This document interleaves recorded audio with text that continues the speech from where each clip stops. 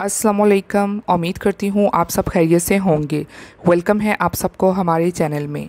आज की अपडेट में हम आप सबके साथ बहुत ही अच्छी गुड न्यूज़ शेयर करेंगे जो उन तमाम अफराद के लिए है जो सऊदी अरब में वापस जाना चाहते हैं, मगर इनके काम में खरूज ओहदा नए वीज़े वगैरह ख़त्म हो चुके थे और ऐसे तमाम लोग काफ़ी फ़िक्रमंद हैं कि हम किस तरीके या किस तरह अपने अकामों खरूजो ओहदा और नए वीज़ा ख़ास तौर पर जिनका स्टैम्प भी हो गया था तो वो कैसे तजदीद करवाएंगे और अब हमारा क्या होगा, क्योंकि अभी पाकिस्तान में सऊदी एम्बेसी और एतमाद वीज़ा सेंटर भी बंद हैं और काफ़ी अफराद ऐसे भी हैं जिनके अकामों और खरूजो ओहदा ख़त्म थे और उन्होंने अपनी कंपनी या कफ़ील से भी रब्ता किया है कि हमारे अकामों खरूज ओहदा में एक्सटेंशन कर दें।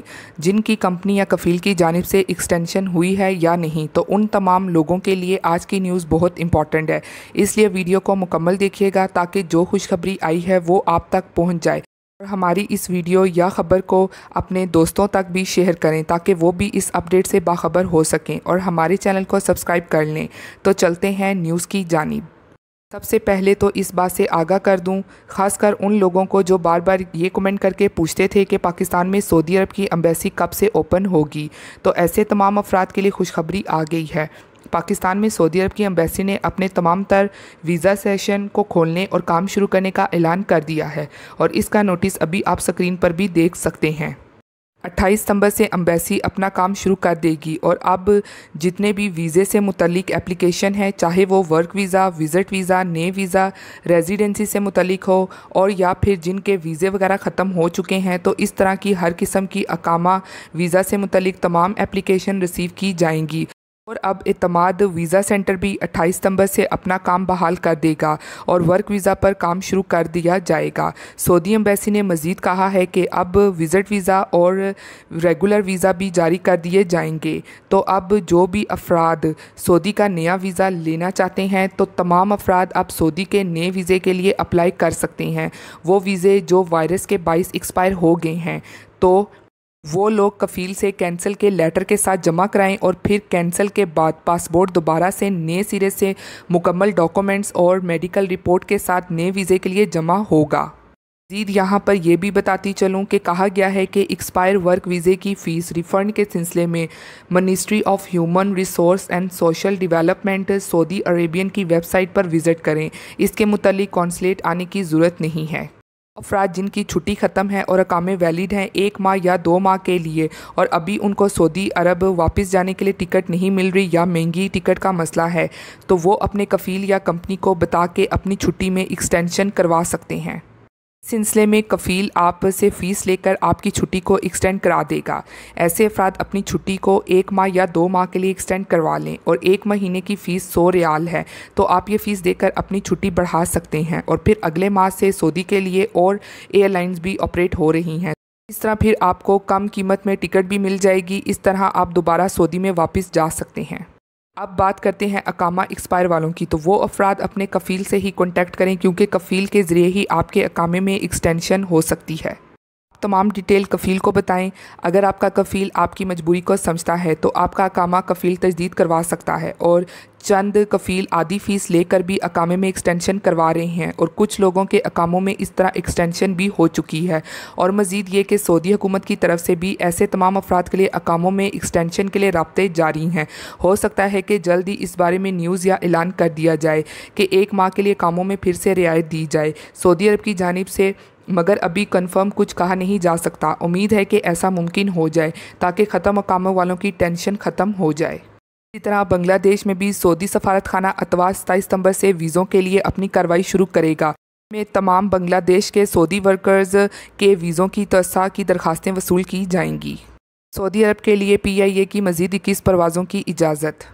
काम के मुताबिक सऊदी अरब ने पाकिस्तानी मुसाफरों के लिए मज़ीद 21 परवाज़ों का खसूसी इजाज़तनामा जारी कर दिया है। PIA की जानिब से जारी बयान के मुताबिक मंगल को PIA के CEO ने वज़ीर आज़म से लोगों की परेशानी और बेपनाह रश हल करने के लिए किरदार अदा करने की दरख्वास्त की थी।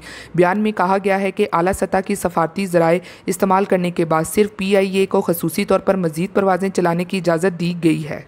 हम सऊदी हुकाम की जानिब से 28 परवाज़ों की बजाय इजाज़त सिर्फ 13 को मिली, मगर सऊदी अरब के लिए PIA की हफ्तावार 23 परवाज़ें पाकिस्तान के लिए मुख्तलिफ शहरों से रवाना हो रही हैं।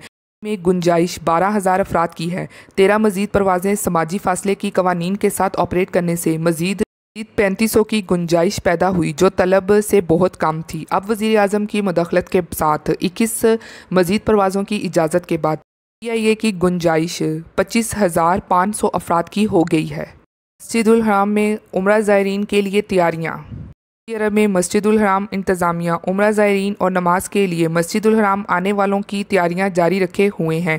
इंतज़ामिया के सरबराह ने बताया कि एडवांस थर्मल कैमरे नस्ब कराए हैं। ये काम हरम मक्की में कोरोना वायरस से बचाव के हिफाजती इक़दाम के तहत किया गया है।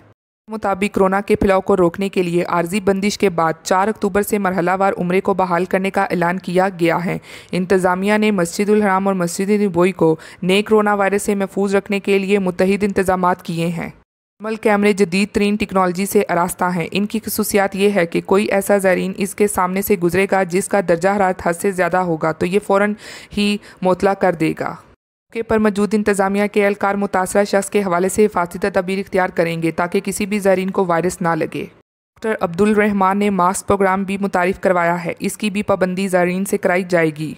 मजीद कहा है कि ये इक़दाम कोरोना वायरस को फैलने से रोकने और ज़ायरीन की सेहत और सलामती की खातिर किए जा रहे हैं। दुबई में मुकीम पाकिस्तान के सरकारी मुलाजमीन के लिए खुशखबरी। रिटायरमेंट के लिए $600 की मेडिकल इंश्योरेंस की शर्त ख़त्म कर दी गई।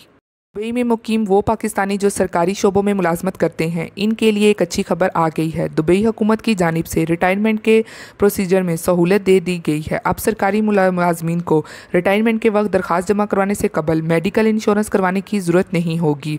न्यूज़ के मुताबिक दुबई में रिटायरमेंट के तमाम अमल की निगरानी तंजीम रिटायर्स दुबई ने अपने यहाँ रजिस्टर्ड दरख्वास्त गुजारों को भेजी गई एक इब्तिदाई ईमेल में इस नए प्रोग्राम का ऐलान किया है। दुबई ने इसी माह ये ऐलान किया था कि 55 ईयर्स की उम्र में गैर मुल्की मुकीम और बैरून मुल्क में रहने वाले लोग नए रिटायरमेंट वीज़े के लिए दरख्वास्त दे सकते हैं। ख़ास प्रोग्राम की कामयाबी के पेश नज़र अब रिटायर इन दुबई ने मेडिकल इंश्योरेंस के मंसूबे की शर्त ख़त्म कर दी है। से कबल मेडिकल इंश्योरेंस दरख्वास्त जमा कराने से कबल पेश करना ज़रूरी होता था। इस प्रोग्राम में ख़ुद को रजिस्टर करवाने वाले अफराद के ईमेल अकाउंट्स को रिटायर इन दुबई की जानिब से भेजे गए पैगाम में कहा गया है, अब आप मेडिकल इंश्योरेंस के किसी मंसूबे के बगैर दरख्वास्त दे सकते हैं। इस अमल के दौरान में तिब्बी मुआयना किया जाएगा और आपके पास इस मरहले में अपने मुफाद के मुताबिक मेडिकल इंश्योरेंस के मंसूबे को ख़रीद सकते हैं। मेडिकल टेस्ट के बाद दरख्वास्त गुजर हमा सेहत के पैकेजेस में से किसी एक का इंतखाब कर सकता है। इसकी तफसील दुबई टूरिज़्म की वेबसाइट पर दी गई है। दुबई में अब रिटायरमेंट की दरख्वास्त की कुल लागत 2214 दिरहम हो गई है। रिटायरमेंट वीज़े की फ़ीस 888 दिरहम, तिब्बी मुआयने की फ़ीस 753 दिरहम और अमारात के शनाख्ती कार्ड की फ़ीस 572 दिरहम शामिल हैं। इसके अलावा रिटायर होने की मौजूदा नाफिज शराइत का भी ऐलान हो गया है, जो कि हस्बा ज़ाहिर है। शर्त यह है कि रिटायर होने के ख्वाबा किसी भी फ़र्द की उम्र 55 साल या इससे ज़्यादा होनी चाहिए। दूसरी शर्त दरख्वास्त गुजर के पास अमारात में कारआमद हेल्थ इंश्योरेंस होनी चाहिए। ये हेल्थ इंश्योरेंस वीज़े के लिए दरख्वास्त से कबल ख़रीदी गई हो। शर्त दरख्वास्त गुजर मुदरजा ज़ाय 3 में से किसी एक ऑप्शन पर पूरा उतरते हों। ऑप्शन नंबर 1 माहाना आमदन 20,000 दिरहम हो। ऑप्शन नंबर 2 इनके पास 10 लाख दिरहम नगद रकम बचत की सूरत में दस्तियाब हो। ऑप्शन 3 दुबई में इनके पास कम से कम 20 लाख दिरहम मालकियत की अपनी जियादात हो। ऑप्शन 4 या फिर कम से कम 20 लाख दिरहम मालकियत की नगद रकम और जियादात हो। आज की कुछ ताज़ा तरीन लेटेस्ट अपडेट्स जो आपके साथ शेयर की गई हैं, उम्मीद करती हूँ पसंद आई होंगी। मिलती हूँ फिर मैं आप सब से किसी लेटेस्ट अपडेट में। तब तक आप सब अपना बहुत ख्याल रखिएगा। Thank you. खुदा हाफिज़।